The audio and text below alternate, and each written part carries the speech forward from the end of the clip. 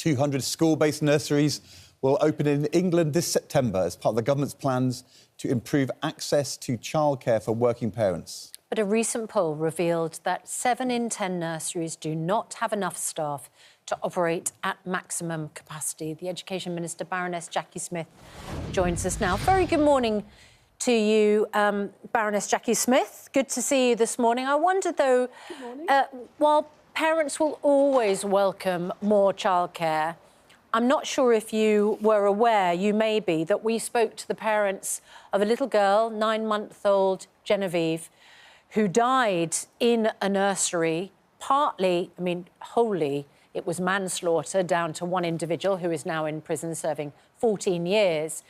But, of course, at that nursery, there was understaffing. People are extremely concerned about there not being enough staff. And, in fact, nurseries themselves, I'm sure, are concerned about there not being enough staff. So how do you address that concern initially? Well, first of all, what happened to Genevieve was an awful tragedy, and the fact that her parents have worked so hard to make sure that there are improvements to early years childcare that come out of that is just an absolute credit to them. And I know that they're meeting my colleague Stephen Morgan, the Minister for Early Years, today. And yes, it is an important point that we have the right number of staff and we have properly trained staff in our nurseries and early years provision. And that's why the fact that we've got an additional 20,000 since 2023 is really important, but so is the training that we will put in place in order to ensure that what children are getting in those nurseries is safe and is setting them up for the very best start in their life so that they can make the most of their later schooling. And that's important for parents as well, as we've talked about, because, you know, we know that being a parent, working parent, is tough. And being able to have the entitlement to free childcare that we're rolling out from September, having the support that we're providing through breakfast clubs. We've recently served our 2 millionth breakfast to children, the cap that we're putting on school uniform. All of those are ways that you can help families with that really tough job of working and having their children. And parents know that. National guidelines state there must be at least one member of staff for every 3 children aged under 2 years old. At the time of Genevieve's death, there was 2 members of staff looking after 11 babies.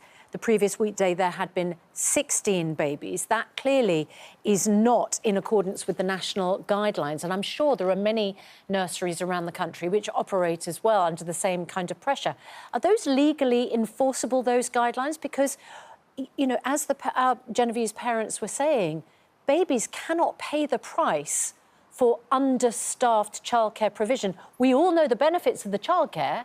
There is no benefit if children are at risk. No, absolutely not, which is why we're putting considerable additional investment into childcare. It's why we encourage people who are working within childcare, if they see things that are clearly wrong, as was in this particular case, that they're able to report that, act as whistleblowers if necessary.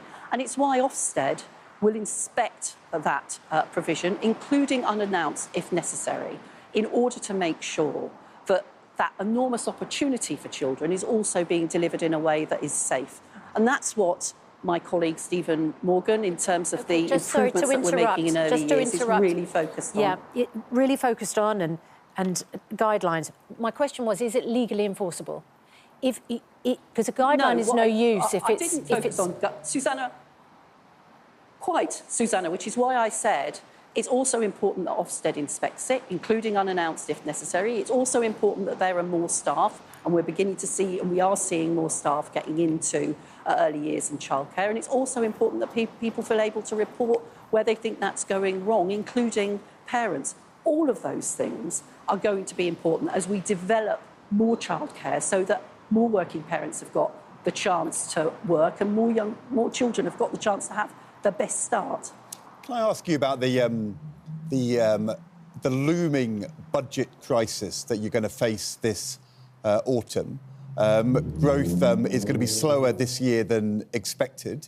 We've now had a U-turn on the winter fuel allowance, costing £1.5 billion a year, a U-turn on the welfare bill last Thursday, which at the moment is going to cost £3 billion a year, although Andy Burnham says that it's only half a U-turn, you need to go further. £4.5 billion the Chancellor's got to find in the autumn.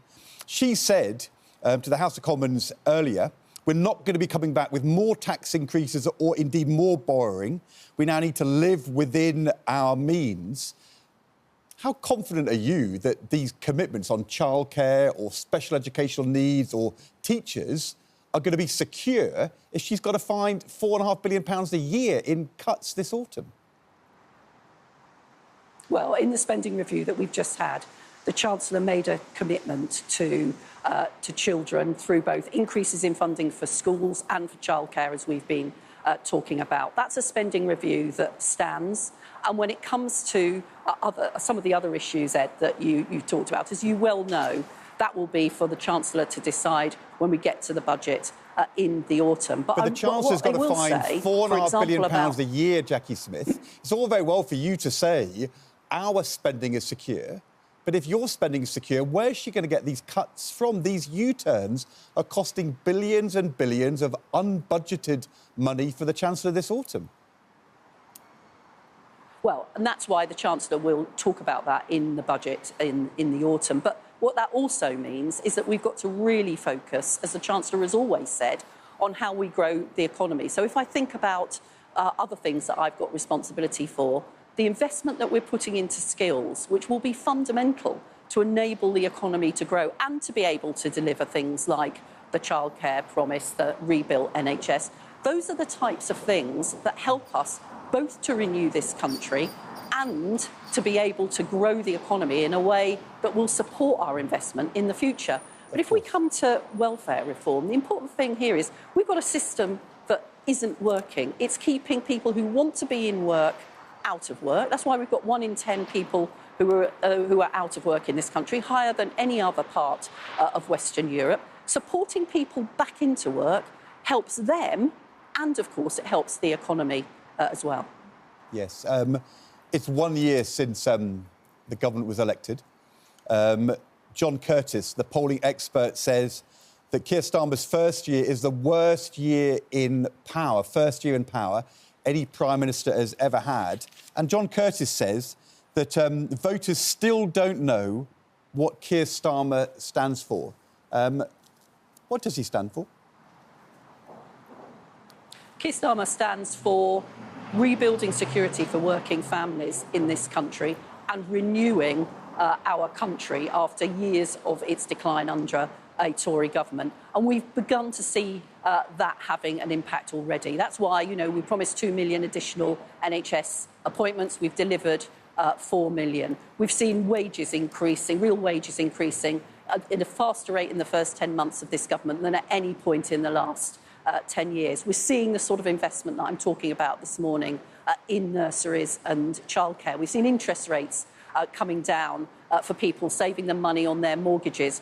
Today, we're seeing the new US trade deal having an impact on the car industry and on the aeronautical industry, saving jobs just down the road here at JLR. And that, of course, goes alongside the trade deal in India and the EU, which will help to grow our economy and help to save jobs.